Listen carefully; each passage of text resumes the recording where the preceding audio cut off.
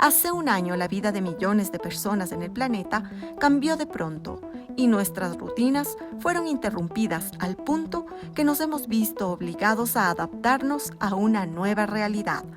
Una consecuencia importante de todos estos meses de pandemia, confinamiento y crisis sanitaria es la fatiga mental que enfrentamos muchos ecuatorianos. Los especialistas nos explican las razones y algunas estrategias para superar la falta de concentración. Entra a una habitación y se le olvida lo que estaba buscando. Se le pierden las palabras cuando habla o le cuesta mantener la atención en una tarea. Tiene que saber que usted no es el único al que le pasa y que ha sido la pandemia la que ha terminado por complicar la situación. Para entenderlo mejor, lo primero es saber qué es la concentración. La concentración en general es como un tipo de atención que es una atención focalizada y sostenida, ¿sí? Es decir, que nos permite enfocarnos en alguna tarea de forma eficiente y por un tiempo prudencial. El aislamiento, los aprietos económicos, el teletrabajo, el riesgo de contagio y la incertidumbre que vino con la pandemia han desgastado considerablemente esa capacidad de atención. Podemos resumir en la parte ambiental, podemos resumir que el falta de contacto social, la sobrecarga emocional y física que ha habido durante la pandemia, dormir poco, tener muchos estímulos a la vez, tener una sobrecarga emocional, tener una sobrecarga de trabajo, ya disminuyen su capacidad de atención. Por ejemplo, si una actividad laboral es muy monótona, es lo mismo y continua, y no haces una pausa, es importante tener una alternancia también en tu foco de atención. Si tu actividad laboral es muy monótona, pues la capacidad de atención va a ser menor. En el caso de Evelyn, fueron las presiones durante la pandemia las que descontrolaron su rutina. Había cosas que me olvidaba de hacer, tenía cuestiones del colegio, por ejemplo, de mi hijo el mayor, porque tengo dos, uno grande y uno pequeño, que me olvidaba porque tenía que estar en lo del trabajo, en lo de la casa y tantas cosas que hay que hacer en el hogar. Llegó un punto en que me estresaba tanto que a veces ya no tenía paciencia con mis hijos y quería salir corriendo y estábamos en cuarentena y tantas cosas que nos vinieron encima. Entonces es cuando decidí buscar ayuda, una terapia psicológica para poder enfrentar la situación, porque yo soy madre soltera. Parte de la terapia se enfoca en analizar los factores tanto internos como externos que pueden afectar nuestra concentración. Son factores externos y factores internos. Nos referimos a los factores externos, por ejemplo, el ambiente en el cual yo me estoy desenvolviendo. Por ejemplo, si mi trabajo ahora es teletrabajo, un supuesto, pues los factores ambientales, la luz, la comodidad, objetos cercanos a mí. La comida se me quema, mi hijo está en las clases, me está llamando, e inclusive influye mucho el tema de que estamos tal vez en un sitio más cómodo, estamos en nuestra casa, entonces consciente o inconscientemente sabemos que tal vez nuestra cama está cerca, que podemos descansar un ratito, que inclusive puedo sentarme en mi cama para trabajar o estudiar, en fin. Entonces esos factores externos se han intensificado. Y los factores internos se refieren a, por ejemplo, estados psicológicos de ansiedad, de estrés, preocupación. Ahora que inclusive en la pandemia se han presentado otras situaciones, por ejemplo, la separación de parejas, divorcios, la pérdida de trabajo, entonces también nuestra mente se concentra en ese tipo de situaciones que son factores que sin duda están influyendo en nuestra concentración. Una de las situaciones en las que más se nota el desgaste y la falta de concentración es en el teletrabajo.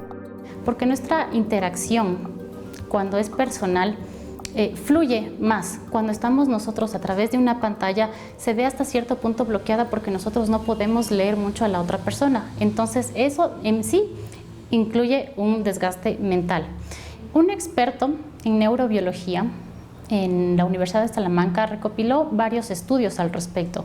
Entonces se dice que el tiempo oscila entre 40 y 90 minutos aproximadamente, siempre y cuando no sea una información lineal. Es decir, que aproximadamente cada 15 a 20 minutos nosotros tenemos que hacer, conocida también como una pausa activa, o a su vez, por ejemplo, si nosotros estamos en una conferencia y no podemos como decir permiso, me levanto nuevamente, entonces darle un giro a esta reunión o a esta conferencia, a estas clases. ¿Cómo lo hacemos? El interlocutor, o sea, la persona que está emitiendo el mensaje principal, deberá, por ejemplo, decir una anécdota que llame la atención nuevamente, para captar nuevamente la atención de quienes están escuchando, o algo que pues pueda resultar hasta cierto punto gracioso respecto al tema tratado. Ante la gran cantidad de presiones que dispersan nuestra atención, lo más importante es organizar mejor nuestras actividades. Uno de los principales es el sueño, completar al menos entre 7 a 8 horas de sueños continuas, ¿sí? Tener hábitos de sueño adecuados, ¿sí? Hay jóvenes que dicen, no, yo sí duermo 8 horas, pero duermen de 3 de la mañana a 11 de la mañana, de 4 de la mañana a 12. Eso no es un hábito adecuado de sueño. Es importante tener una actividad física y mental. 30, 45 minutos diarios de caminata, de ejercicio, van a ayudar a elevar tus endorfinas, ¿sí? Y esto se ve reflejado en tu nivel de alerta y en tu nivel de atención. Tener lecturas diarias, una lectura comprensiva, ¿sí? Sin excesos de café, sin excesos de sustancias que generan mayor actividad mental, en teoría por corto tiempo, pero luego a largo plazo van a generar desequilibrios químicos a nivel cerebral. Por último, tener una vida en general estructurada, ¿sí? Una vida más o menos organizada, decir, a esta hora es mi hora de almuerzo y la voy a cumplir, a esta hora voy a dormir, tener una organización y planificación en mis actividades. No pensar que tal vez porque estoy en casa puedo estar, digamos, en una conferencia, apago la cámara y me dedico a cocinar, por ejemplo, sino asignar el tiempo para cada una de las actividades, no mezclarlas. Y otra cosa importante es tener un espacio propicio para realizar las actividades. Si nosotros tal vez estamos en un dormitorio, no va a ser lo mismo que tal vez en un estudio. Si no contamos con un estudio, pues tal vez en otro espacio que nos permita un poco entender que ese va a ser nuestro espacio de trabajo, ya que esté un poco deslindado tal vez a un espacio de relajamiento o de descanso. Si estamos en teletrabajo, lo ideal es poder tener estas pausas activas en casa para descansar también de la pantalla. Entonces, levantarnos por unos minutos, unos 10 minutos, cambiar de actividad y retomar. Siempre teniendo en cuenta que tenemos que terminar la actividad que iniciamos. Si nosotros lo postergamos, simplemente lo que estamos obteniendo es que se siga acumulando. Entonces, llega un punto en el que tal vez tengo que presentar tantas cosas que me voy a sentir abrumado y no lo voy a hacer de la mejor manera. Entonces, eso también a nosotros nos provee una mejor concentración, porque nos estamos enfocando en una tarea a la vez. Y aunque no sea un proceso sencillo, un poco de orden puede ayudar mucho a reducir la tensión. Entonces, estableciendo rutina, las horas a las que yo tengo que hacer las cosas, ahí es cuando mejoraron las cosas, porque antes estaba todo, nos levantábamos a veces tipo 12 y ya después no sabíamos ni qué hora era. Entonces, cuando ya yo dije no, hay que hacer una rutina, un horario, hay que levantarse a tal hora. Entonces, ahí es que fueron mejorando las cosas. Y también me ayudó un poco en concentrarme en mí, en hacer ejercicio, en tratar de enfocarme también en mí, porque yo estaba preocupada en todo, en menos en mí. Salir aunque sea a caminar y hacer otro tipo de cosas también que no sean solamente estar dentro de casa. Entonces, ¿qué hacía yo? Salir en mi conjunto a caminar, a trotar un poquito para que también eso me mejore la concentración. Y me di cuenta que eso me ayudaba bastante, salir de ese círculo, o sea, de estar solo metida en la casa. Eso es lo que me ayudaba también bastante. En casa también se vio afectada la atención de niños y adolescentes. En su caso, los factores más nocivos fueron el aislamiento social y el uso desmedido de pantallas. Por lo general han tenido que utilizar la tecnología y uno está en el celular, otro está en la computadora, otro está en la televisión, otro está en el Nintendo, en el PlayStation, y no tuvieron más que hacer. Los padres no podían sacarles afuera con el riesgo del contagio. Y entonces esa situación hizo que el estímulo sea solamente lo que está en su entorno. Y por esa razón no diversificó en la concentración del niño lo que es diariamente, con sus compañeros, en el recreo, jugar con ellos, pelear con ellos, hablar con el profesor, en la casa, llegar de la escuela, tener su descanso, hacer otras cosas. No se pudo hacer eso.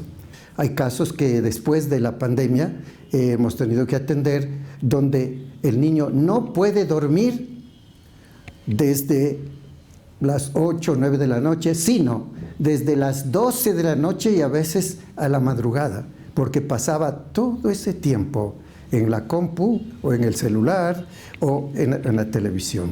Entonces, eso fue lo que insertó totalmente un estado negativo del desarrollo de la concentración en niños y adolescentes. Y aunque en los últimos meses nuestra concentración se haya visto afectada, afortunadamente esta capacidad se puede recuperar, entrenar y desarrollar, tanto en adultos, niños y adolescentes. Incluso es algo que se puede hacer mientras se fortalecen los lazos familiares. Actividades precisamente que nos ayuden a enfocar nuestra atención, por ende concentrarnos. Entonces puede ser un juego de cartas, juegos de mesa, pero la intención de estas actividades es que no sean repetitivas. Es decir, si yo el día de hoy juego cartas, el siguiente día ya no va a surgir el mismo efecto. Puedo jugar ajedrez, por ejemplo, ya que realmente sean actividades que yo disfrute, porque cuando nosotros disfrutamos de algo, nuestra atención es más enfocada, entonces nuestra concentración va a estar ahí. Todos, casi todos están con sobrecarga de energía y los padres están sufriendo. Nos dicen, no sabemos qué hacer. Se mueve como un monito, no deja en paz, molesta, se sube, se esconde, sale de allí, abre la puerta, cierra de nuevo, ya no sabemos qué hacer. Es la sobrecarga de energía. Organicen el sábado o el domingo para sacar a los niños a un parque abierto. No estamos invitando a que hagan grupos, no, pero la familia. En ese sentido, sugerimos eso para que se descargue, para que coja nuevo oxígeno y pueda volver a estar la semana encerrado con las clases virtuales. Muchas de las presiones derivadas de la pandemia se mantendrán aún por algún tiempo. Por eso no hay más opción que cuidar nuestra concentración, pues es nuestra herramienta para todas las actividades en casa, en la oficina y también para el cuidado de nuestra salud.